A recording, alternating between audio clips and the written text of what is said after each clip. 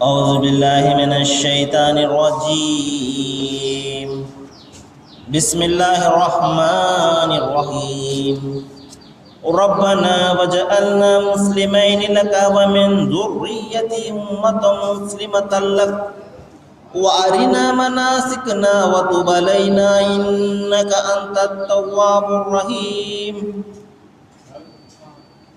ربنا وابعث فيهم رسولا منهم يتلو عليهم آياتك ويعلمهم الكتاب والحكمة ويزكيهم إنك أنت العزيز الحكيم. صدق الله العظيم. అనంత కరుణామయుడు, అపార కృపాశీలుడు, పాలకుడు, పోషకుడు, సర్వలోక ప్రభు అయిన అల్లా శుభనామంతో ప్రారంభిస్తున్నాను. సోదరులారా, సోదరిమణులారా, అయ్యలారా, అమ్మలారా, నా యొక్క ఈ శబ్దాన్ని వింటున్నటువంటి అందరికీ కూడా అస్సలాము అలైకుం రహమతుల్లాహి వబరకాతుహు. సర్వలోక ప్రభు అయిన అల్లాహ్ మనందరి జీవితాలలో శాంతి శుభాలను కురిపించునుగాక. ఆమీన్. ఇంతవరకు మీ ముందు విశ్వప్రభు అల్లాహ్ మన అందరి మార్గదర్శకత్వం కోసము ఆయన చివరి ప్రవక్త అయినటువంటి మహాప్రవక్త ముహమ్మద్ సల్లల్లాహు అలైహి వసల్లం వారి మీద అవతరింపజేసినటువంటి చివరి మార్గదర్శక దైవ గ్రంథం దివ్య ఖురాన్ నుండి 2వ అధ్యాయం 128వ వాక్యం యొక్క అరబీ మూలంను పఠించడం జరిగింది. దీని యొక్క తెలుగు అనువాదాన్ని వినండి. ఇబ్రాహీం, ఇస్మాయిల్ కాబా గోడలను పైకి ఎత్తేటప్పుడు ఈ విధంగా ప్రార్థించేవారు: ఓ మా ప్రభు, మా ఈ సేవను నీవు దయతో స్వీకరించు. నీవు అందరి మొరలను ఆలకించేవాడవు, అన్నీ తెలిసిన వాడవు. ఓ ప్రభు, మా ఇద్దరిని నీకు విధేయులుగా చేసుకో.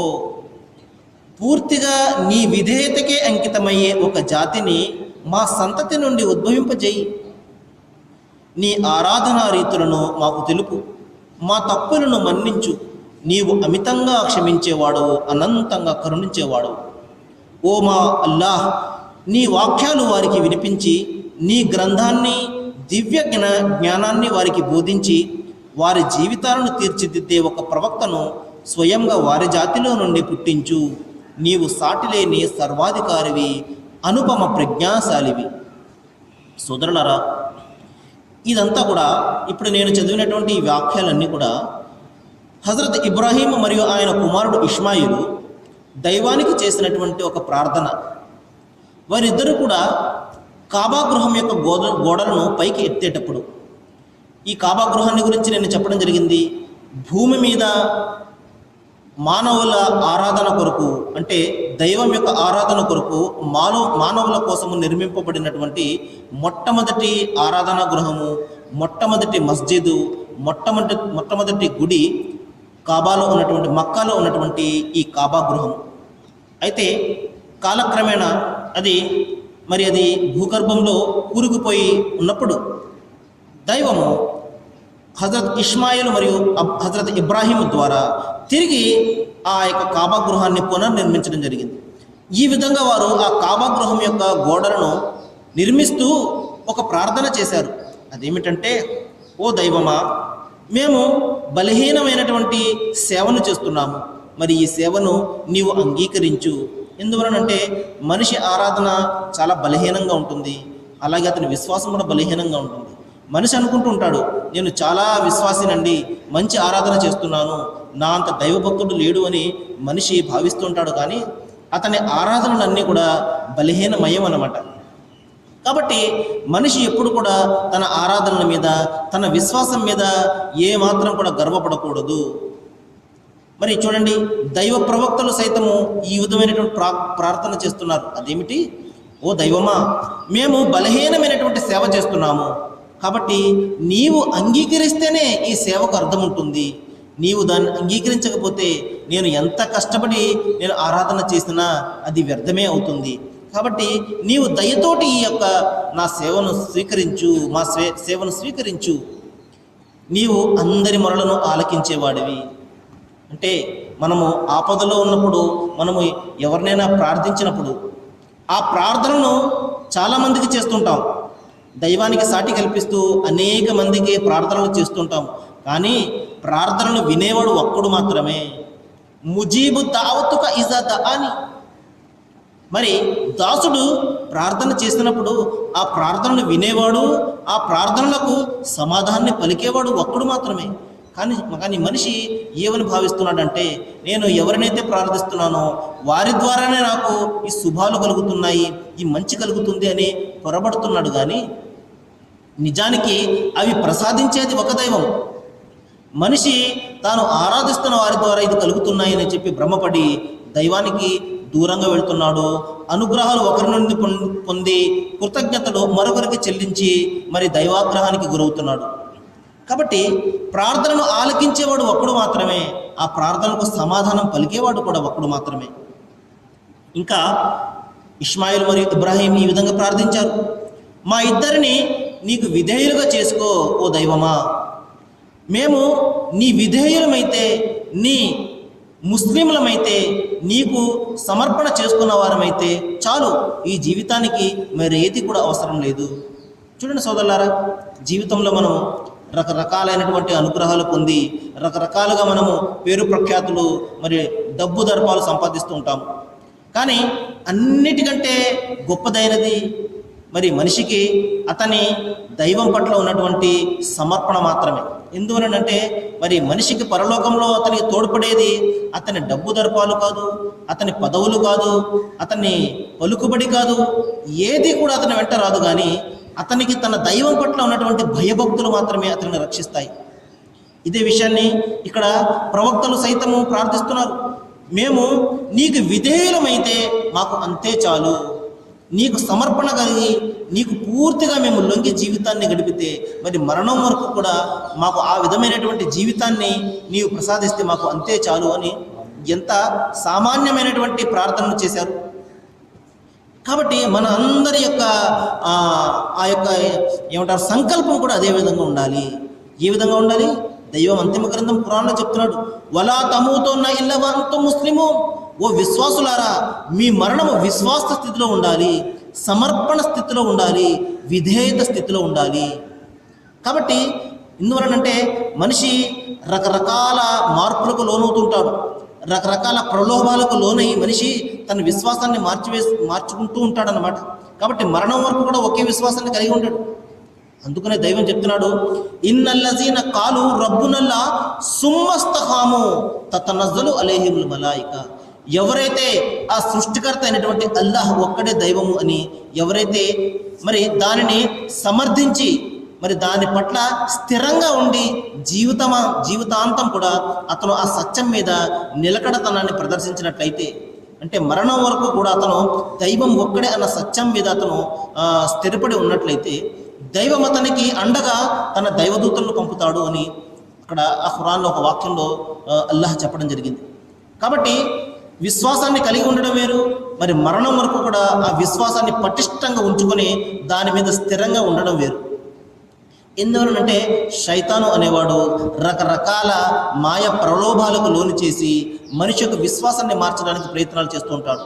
ఎప్పుడైనా కష్టం వచ్చిందనుకోండి, వెంటనే అతను ప్రలోభ పెడుతుంటాడు, పలానా వారి దగ్గరకు వెళ్ళు, పలానా వారిని ఆరాధించు, నీ యొక్క సమస్యలన్నీ కూడా తీరిపోతాయి, పలానా దగ్గరికి వెళ్ళు, నీ కష్టాలన్నీ కూడా తీరిపోతాయి అని ప్రలోభ పెట్టి విశ్వాసాన్ని మార్చివేస్తూ ఉంటాడు. కాబట్టి సోదరులారా, విశ్వాసం అనేది మారిపోయే స్థితి మనకు ఎంత మాత్రం కూడా ఉండకూడదు. మారిపోయేది విశ్వాసం ఎంత మాత్రం కూడా అనిపించుకోదు. కాబట్టి మరణం వరకు కూడా దైవం ఒక్కడే అన్న సిద్ధాంతం మీద, దైవం ఒక్కడే అన్న సత్యం మీద మనిషి స్థిరంగా ఉండాలి. అటువంటి వారికే స్వర్గము, నిత్య జీవము వారసత్వంగా లభిస్తుంది. కాబట్టి ఇక్కడ ఒక ప్రార్థన చేయడం జరిగింది. అదేమిటంటే, నీ ఆరాధన రీతులను మాకు తెలుపు ఓ దైవమా.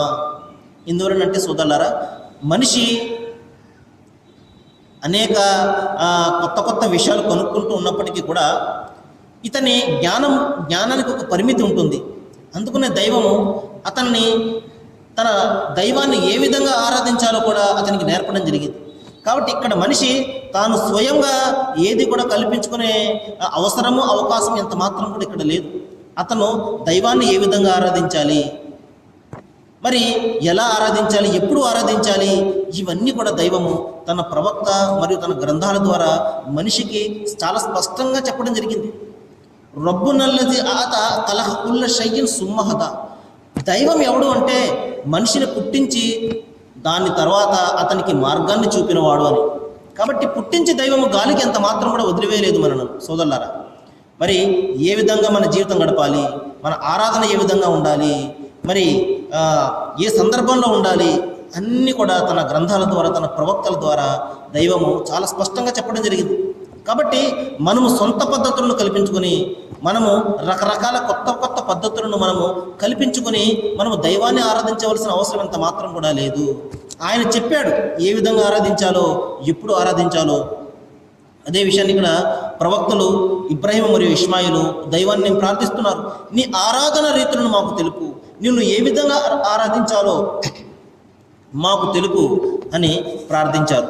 ఇంకా చెప్తున్నారు చూడండి, మా తప్పులను మన్నించు, నీవు అమితంగా క్షమించేవాడివి. కాబట్టి ఎంతటి వాళ్ళైనా కూడా మరి తప్పు అనేది సహజం. తప్పు లేని వారు ఎంత మాత్రం కూడా ఎవరు కూడా ఉండరు. చిన్న పెద్ద పొరపాట్లు అందరి ద్వారా అవుతుంటాయి. ప్రవక్తలు మరి వారి ద్వారా చిన్న చిన్న పొరపాట్లు జరుగుతుంటాయి. మరలాంటి పెద్ద పెద్ద భయంకరమైనటువంటి పాపాలు వాళ్ళు చేయకపోయినా చిన్న చిన్న పొరపాట్లు వాళ్ళ ద్వారా కూడా జరుగుతుంటాయి. అందుకనే దైవాన్ని వారు ప్రార్థిస్తున్నారు, మా తప్పులను మన్నించు అని. ఆ తర్వాత సోదరులారా, ఈ విధంగా ఒక ప్రార్థన చేశారు. ఇంకా ప్రధానంగా ఒక ముఖ్యమైనటువంటి ప్రార్థన వారు చేసినది ఏమిటంటే, ఇష్మాయిలు మరియు ఇబ్రాహీము ఒక ప్రార్థన ఏం చేశారంటే, నీ విధేయతకి అంకితమయ్యే ఒక జాతిని మా సంతతి నుండి ఉద్భవింపజేయి అన్నారు. అంటే ఒక సంతతిని మా యొక్క వంశం నుండి నువ్వు లేపు ఓ దైవమా. మరి వారు పూర్తిగా నీ సేవకే, నీ ఆరాధనకే అంకితం అవ్వాలి. నీకు సమానులుగా అనేక మందిని కల్పించడము, లేకపోతే దైవ ప్రవక్తలను దైవాలుగా ఆరాధించే వారు కాకుండా కేవలం నిన్ను ఒక్కడిని మాత్రమే ఆరాధించే ఒక జాతిని మా యొక్క సంతతి నుండి నువ్వు ఉద్భవింపజేయి ఓ దైవమా అని వారు ప్రార్థించారు. మరి ఆ ప్రార్థనలకు ఫలమే దైవము అంతిమ ప్రవక్త మహాప్రవక్త ముహమ్మద్ సల్లల్లాహు అలైహి వసల్లం అని పుట్టించడం జరిగింది. అందుకే ప్రవక్త ముహమ్మద్ వారు ఒక సందర్భంలో చెప్పారు, నేను ఇబ్రాహీము మరియు ఇష్మాయిలు దైవానికి ఏ ప్రార్థన అయితే చేశారో ఆ ప్రార్థన యొక్క ఫలమే దైవము నన్ను పుట్టించాడు అని చెప్పడం జరిగింది. చూడండి సోదరులారా, కొన్ని విషయాలు నేను స్పష్టంగా చెప్పడానికి ప్రయత్నం చేస్తాను. మనకు ఒకరి మీద బాగా ప్రేమ ఉన్నదనుకోండి, చాలా గౌరవం ఉందనుకోండి, ఆ గౌరవాన్ని ఆ ప్రేమను వ్యక్తపరిచే నిజమైనటువంటి మార్గం ఏమిటి అంటే వారిని తూచా తప్పకుండా అనుసరించడం. వారు ఏదైతే చెప్పారో అది చేయడము మనకు వారి పట్ల ఉన్నటువంటి ప్రేమకు నిదర్శనం. అలా కాకుండా మనము వారిని ఎంతో ప్రేమిస్తున్నామని, ఎంతో గౌరవిస్తున్నామని మనము వారి ఫోటోలను మనము ఇంట్లో పెట్టుకొని వారు చెప్పిన దానికి వ్యతిరేకంగా చేస్తున్నాం అనుకోండి, ఆ ప్రేమకు ఏదైనా అర్థం ఉంటుందా? ఎంత మాత్రం కూడా అర్థం ఉండదు. ఆ ప్రేమ వ్యర్థమే, ఆ గౌరవం కూడా వ్యర్థమే. కాబట్టి నిజమైనటువంటి ప్రేమ, నిజమైనటువంటి గౌరవం ఉన్న వ్యక్తి ఏం చేస్తాడు అంటే వారు చెప్పిన ప్రకారము తన జీవితాన్ని మలుచుకుంటాడు. ఇది నిజమైన ప్రేమకు గౌరవానికి తార్కాణం అన్నమాట.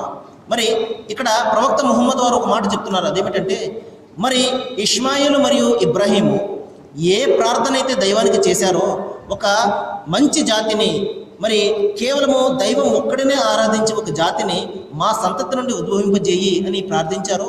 ఆ ప్రార్థనకు ఫలమే దైవం నన్ను పుట్టించాడు అని చెప్పడం జరిగింది. ఇది కరెక్టా కాదా, ఎంతవరకు సత్యమో మనము ఇక్కడ పరిశీలించాలి. ఎందువలంటే చూడండి,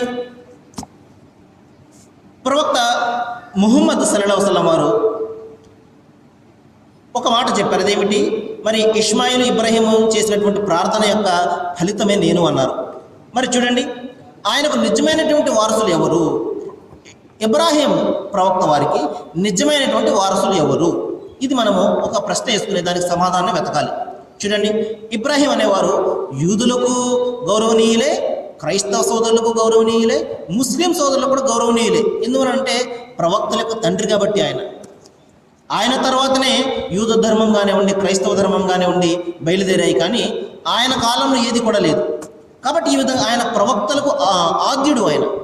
మరి అందరూ కూడా ఈ విధంగా ఒక దావా చేస్తుంటారు, ఇబ్రాహీము మా ప్రవక్త అండి, మాకు ఆయన అంటే ఎంతో ప్రేమ అండి అని యూదు సోదరులు అంటారు. క్రైస్తవ సోదరులు కూడా ఇబ్రాహీం అంటే అబ్రహాం అంటే మాకు చాలా ఇష్టం అండి, మేము ఆయన వారసులం అండి అని వారు చెప్తుంటారు. మరి ముస్లిం సోదరులు కూడా మాకు ఇబ్రాహీం అంటే చాలా ఇష్టం అండి, మేము ఆయన వారసులము, ఆయన అంటే మాకు ప్రేమ అని ఈ ముగ్గురు కూడా చెప్తుంటారు. అయితే నిజమైన వారసులు ఎవరు ఇప్పుడు మనం చూద్దాం. ఎందుకంటే ఇప్పుడే నేను చెప్పాను, ఒకరి పట్ల నిజమైనటువంటి గౌరవం ఉన్నది అంటే దానికి తార్కాణం ఏమిటి అంటే వారిని మనం అనుసరించాలి, వారు చెప్పిన ప్రకారం మనం చేయాలి. అది నిజమైనటువంటి ప్రేమకు తార్కాణం. చూడండి, మరి ముస్లిం సోదరులు హజ్ అనే ఒక యాత్రను చేస్తారు. మరి ఎవరైతే స్థితిమంతులో వారందరూ కూడా మరి సంవత్సరానికి అంటే తమ జీవిత కాలంలో ఒకసారి హజ్ యాత్రను చేస్తారు. ఈ హజ్ యాత్ర చేసినప్పుడు వారు చేసే ఆ సాంప్రదాయాలు కానివ్వండి, ఆ ఆచార వ్యవహారాలు కానివ్వండి, అవి అన్నీ కూడా ఇబ్రాహీము మరియు ఇష్మాయిలు మరియు ఆయన తల్లి హాజిరా చేసినటువంటి పనులనే దైవము ప్రళయం వరకు కూడా ఒక జ్ఞాపికగా హజ్ విధుల్లో ఒక భాగంగా చేశాడు. ఆ తల్లి చిన్నపిల్లవాడిని పట్టుకొని తన నీటి కోసము 2 కొండల మధ్య తిరగడము, ఈ విధంగా అనేక పనులు చేయడము, ఇవన్నీ కూడా దైవము మరి ప్రళయం వరకు కూడా హజ్ విధుల్లో ఒక భాగంగా చేశాడు. మరి యూదు సోదరులు కానివ్వండి, క్రైస్తవ సోదరులు కానివ్వండి ఈ పని చేయరు. ముస్లిం సోదరులు మాత్రమే ఈ విధంగా చేస్తారు. అంటే ఇష్మాయిలు మరియు ఇబ్రాహీముకు దగ్గరగా ఉన్నది మరి ముస్లిం సోదరులే అని దీన్ని బట్టి మనకు అర్థమవుతుంది. ఇంకా చూడండి, ఆరాధనలు. మరి ప్రతి నమాజులో కూడా హజరత్ ఇబ్రాహీం వారి మీద, ఆయన సంతానం మీద మరి ప్రతి ముస్లిం సోదరుడు కూడా ఒక ప్రార్థన చేస్తాడు. ఓ దైవమా, ఏ విధంగా అయితే నువ్వు ఇబ్రాహీముకు మరియు ఆయన సంతానానికి నువ్వు కరుణను, కారుణ్యాన్ని కురిపించావో, అదేవిధంగా ముహమ్మదు మరియు ఆయన సంతానానికి కూడా, అంటే ఆయన అనుచర సమాజానికి కూడా నువ్వు కారుణ్యాన్ని కురిపించు అని తప్పనిసరిగా ప్రతి ప్రార్థనలో కూడా ఇబ్రాహీం వారిని అతను స్మరిస్తాడు. ప్రతి ప్రార్థనలో కూడా 5 పూటల్లో చేసే ప్రార్థనలో ప్రతి ప్రార్థనలో కూడా అతను ఇబ్రాహీమును ఆయన స్మరిస్తాడు. ప్రతి దాసుడు కూడా చూడండి, ప్రతి ప్రార్థనలో కూడా మరి ఇబ్రాహీం వారిని తలంచడం జరుగుతుంది. ఆయన పట్ల గౌరవంతో ఆయనకు ఒక ప్రార్థన చేయడం జరుగుతుంది. ఓ దైవమా, నీవు ఇబ్రాహీం పట్ల శాంతిని కురిపించు అని. మరి అంతేకాదు సోదరులారా, కుర్బానీ అంటే చూడండి, ఇష్మాయిలు మరియు ఇబ్రాహీం చేసినటువంటి ఆ యొక్క త్యాగం నేను గత కొద్ది దినముల క్రితం నేను చెప్పడం జరిగింది. మరి దైవం ఆయనకు పెట్టినటువంటి 3వ పెద్ద పరీక్ష ఏమిటంటే, ఇతను తన కుమారుణ్ణి ఎక్కువగా అభిమానిస్తాడా, ప్రేమిస్తాడా, దైవాన్ని ఎక్కువగా ప్రేమిస్తాడా అన్నది పరీక్ష నిమిత్తము తన కుమారుని బలి ఇవ్వమని అతను చెప్పడం జరుగుతుంది, దైవం చెప్పడం జరుగుతుంది. అతను ఏమాత్రం కూడా మరి ఆ ముందు వెనక ఆలోచించకుండా దైవ ఆజ్ఞను అతను నిర్వర్తించడానికి, తన కుమారుణ్ణి సైతము బలి ఇవ్వడానికి అతను సిద్ధపడిపోతాడు. మరి అంత గొప్ప త్యాగానికి ప్రతిఫలంగా దైవము అది ఒక జ్ఞాపకంగా ఉండడం కోసము ప్రళయం వరకు కూడా మరి ముస్లిం సోదరులు బక్రీద్ అనే ఒక పండుగను జరుపుకోవడం జరుగుతుంది, ఈద్ ఉల్ అజహా అని. మరి ఈ విధంగా ప్రళయం వరకు కూడా ఇష్మాయిలు మరియు ఇబ్రాహీం చేసినటువంటి త్యాగాన్ని గుర్తుపెట్టుకోవడం కోసము దైవము మరి సమస్త మానవాళికి కూడా ఒక జ్ఞాపికగా అది చేయడం జరిగింది. ఈ విధంగా ఏ విధంగా చూసుకున్నప్పటికీ కూడా మరి ఇబ్రాహీము మరియు ఇష్మాయిలకు ఎవరు దగ్గరగా ఉన్నారు అంటే మరి ప్రవక్త ముహమ్మద్ సల్లల్లాహు అలైహి వసల్లం వారు మరియు ఆయనను అనుసరించే మరి ముస్లిం సోదరులు మాత్రమే ఈ రోజున దగ్గరగా ఉన్నారు. కాబట్టి నిజంగా అర్హత మరి వారసులుగా అర్హత వారికి మాత్రమే ఉన్నది. ఈ విషయాన్ని అంతిమ గ్రంథం ఖురాన్లో దైవం చెప్తున్నాడు. మరి నేడు ఈ ప్రవక్త ముహమ్మద్ మరియు ఆయనను అనుసరించేవారు మరి ఇబ్రాహీముకు నిజమైనటువంటి వారసులు అని చెప్పడం జరిగింది. మరి ఇంకొకటి ప్రధానమైనటువంటి ఒక సాంప్రదాయాన్ని కూడా, ఇబ్రాహీం యొక్క సాంప్రదాయాన్ని ముస్లిం సోదరులు అనుసరిస్తారు. అదేమిటంటే సున్నతి నిత్య నిబంధన అని. సున్నతి అంటే రహస్యాంగం యొక్క బాహ్య చర్మాన్ని మరి అది కట్ చేయడాన్ని సున్నతి అంటారు. ఇది దైవము ఇబ్రాహీముకు మరియు ఆయన సంతానానికి శాశ్వతమైనటువంటి నిత్య నిబంధనగా చేశాడు. చూడండి ఎంత ఆశ్చర్యకరమైనటువంటి విషయం. మరి ఆదికాండంలో దీని గురించి చెప్తున్నాడు, నాకును నీకును నీ తర్వాత నీ సంతతికి నీ మధ్య నా నిబంధన ఏదనగా మీలో ప్రతి వాడు కూడా సున్నతిని పొందవలెను, అప్పుడు నా నిబంధన మీ శరీరమందు నిత్య నిబంధనగా ఉండును. చూడండి, ఈ సున్నతి అడుగులను దైవము ఇబ్రాహీముకు ఆయన సంతానానికి శాశ్వతమైనటువంటి నిత్య నిబంధనగా చేశాడు. కానీ మనము అది కొట్టివేయబడిందండి, అది ఇప్పుడు మనం అనుసరించే అవసరం లేదండి అని మనం అనుకుంటున్నామంటే అది మన పొరపాటు. దానికి మనము దైవం వద్ద సమాధానం చెప్పుకోవాలి. ఎందుకంటే స్వయంగా క్రీస్తు యేసు సున్నతి వడుగులను పొంది ఉన్నారు. మరి ఈ రోజున ప్రతి ముస్లిం సోదరుడు కూడా మరి సున్నతి వడుగులను పొందుతాడు. ఎందుకంటే ఇది శాశ్వతమైనటువంటి నిత్య నిబంధన కాబట్టి. ఈ విధంగా ఆరాధనలో మరి శారీరకమైనటువంటి ఆరాధనలో కూడా మరి ఇబ్రాహీము వారికి మరి నిజంగా దగ్గరగా ఉన్నది, మరి వారసులుగా చెప్పబడే అర్హత ఉన్నది మరి ప్రవక్త ముహమ్మద్ సల్లల్లాహు అలైహి వసల్లం వారికి మరియు ఆయనను అనుసరించే ఆయన జాతి వారికి మాత్రమే అని ఇక్కడ స్పష్టంగా మనకు అర్థమవుతుంది. కేవలము మాటలు కాదు, చేతలలో చూపించింది మరి ముస్లిం ప్రపంచం. కాబట్టి సోదరులారా, మరి తర్వాత ఇంకొక ప్రార్థన కూడా మరి ఇష్మాయిల్ మరియు ఇబ్రాహీం చేయడం జరిగింది. అదేమిటంటే, ఓ ప్రభు, నీ వాక్యాలను వారికి వినిపించి నీ గ్రంథాన్ని దివ్య జ్ఞానాన్ని బోధించి వారి జీవితాలను తీర్చిదిద్దే ఒక ప్రవక్తను మా సంతతి నుండి పుట్టించు అని ఒక ప్రార్థన చేశారు. చూడండి ఏం చేశారంటే ప్రార్థన, ఇంకొక ప్రధానమైన ప్రార్థన ఏం చేశారంటే, ఒక ప్రవక్తను పుట్టించు మా సంతతి నుండి అని దైవానికి ప్రార్థన చేయడం జరిగింది. మరి దానికి సమాధానంగా దైవము బైబిల్ గ్రంథంలో మరి ద్వితీయోపదేశ కాండంలో ప్రవక్త మోషే వారికి చెప్తున్నాడు. ఏమని? మరి నీ సహోదరుల నుండి నీ వంటి ఒక ప్రవక్తను వారి నుండి పుట్టించదును, మరి నా మాట అతని యందు ఉంచుదను, ఇంకా నా నామమున పలుకు ప్రతి మాటను ఎవరైతే వినరో వారిని గురించి నేను విచారణ చేసేదను అని చాలా స్పష్టంగా నీ సంతతి నుండి, నీ సోదరుల నుండి, అంటే ఇస్హాకు సోదరులైనటువంటి ఇష్మాయిల్ యొక్క సంతానం నుండి నీ వంటి ఒక ప్రవక్తను, అంటే మోషే లాంటి ఒక ప్రవక్తను నేను పంపిస్తాను. అంటే మోషే లాంటి జీవితం గలవాడు, మోషే లాంటి భార్య బిడ్డలు గలవాడు, ఈ విధంగా మోషే లాంటి ధర్మశాస్త్రాన్ని పొందినవాడు అయినటువంటి ఒక ప్రవక్తను వారి సహోదరుల నుండి నేను పుట్టిస్తాను. మరి అతని యందు నా మాటను ఉంచెదను. అంటే దైవం ఏదైతే ఆజ్ఞాపిస్తాడో అది మాత్రమే ఆ ప్రవక్త వారికి చెప్తాడు. తన సొంత మాటలు ఇంత మాత్రముడు చెప్పడు. మరి అంతేకాదు, అతను నా నామమును చెప్పు నా మాటలను ఎవరైతే వినరో వారిని గురించి నేను విచారణ కూడా చేసేదను అని చాలా స్పష్టమైనటువంటి హెచ్చరికను కూడా చేయడం జరిగింది. మీరు అది ఆయన దేవుని ప్రవక్త కాదు అని, లేకపోతే అది దైవ గ్రంథము కాదని తిరస్కరిస్తారా? తిరస్కరించండి, కానీ దానిని గురించి నేను విచారణ చేస్తాను అని చెప్పేసి దైవం హెచ్చరిస్తున్నాడు. కాబట్టి సోదరులారా, ప్రతి విషయాన్ని మనము పరిశీలించాలి. సత్యము మన కళ్ళ ముందు రాగానే దాన్ని మనం స్వీకరించాలి. సత్యాన్ని స్వీకరించి మనస్సును మనం కలిగి ఉన్నట్లయితే మరి మన జీవిత గమ్యము మారుతుంది. అలా కాకుండా మనము మంకు పట్టుతోటి లేకపోతే అసూయ ద్వేషాలతోటి మనము ఉన్నట్లయితే ఏ విషయం కూడా మనకు అర్థం కాదు. మరి సత్యం కళ్ళ ముందు ఉన్నప్పటికీ కూడా అది అసత్యంగానే కనబడుతుంది. కాబట్టి రండి సోదరులారా, నేను దైవాన్ని ప్రార్థిస్తున్నాను. మరి ఏ విషయాలైతే ఇక్కడ నేను చెప్తున్నానో వీటి మీద మనము ఆలోచన చేయాలని, మరి సత్యాన్ని గురించి మనము అన్వేషణ చేయాలని, మరి సత్యాన్ని మనము స్వీకరించి దాని ప్రకారం ఆచరించి ఆ దైవం యొక్క అనుగ్రహానికి పాత్రులు కావాలని నేను దైవాన్ని మనకు శక్తిని జ్ఞానాన్ని ప్రసాదించాలని నేను వేడుకుంటూ ముగిస్తున్నాను. వాకిలు దవాన